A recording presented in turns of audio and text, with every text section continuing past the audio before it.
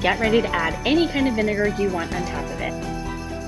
Drizzle in a tablespoon of vinegar. It doesn't matter what vinegar you use, anyone that you have on hand or you prefer, go ahead and use that. I'm using white wine vinegar.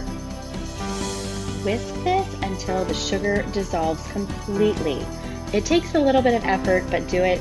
It's worth it, y'all. Add in half a tablespoon of Dijon mustard and give it a good whisk into the vinegar.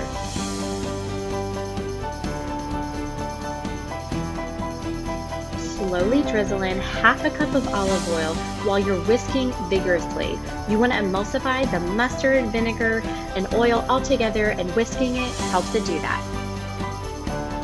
Add some salt and pepper, whisk it up again, give it a taste, and see how you like it.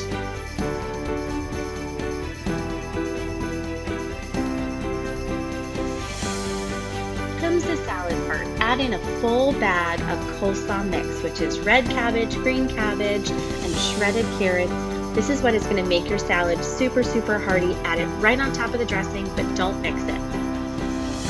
Add half a box of baby spinach. You could also use arugula, you could use romaine, you could use whatever kind of lettuce you like, but make it a hearty green, like kale or something like spinach.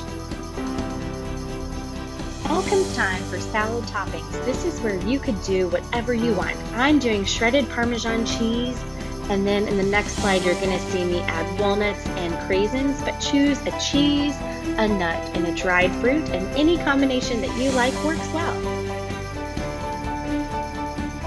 These little shortcut baggies filled with dried fruit and nuts all together in one bag is super helpful when you're making a salad during the week. Don't sleep on these, y'all.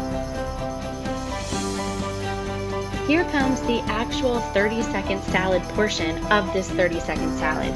No, the whole salad does not take 30 seconds to make, y'all, as you can tell.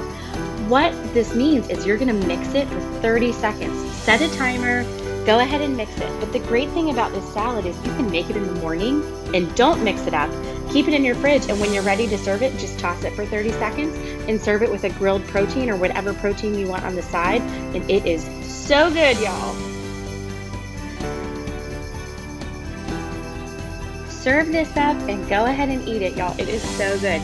The best thing about it is it keeps really, really well. So even after you've tossed it, you can still put it in your fridge and eat on it the next day.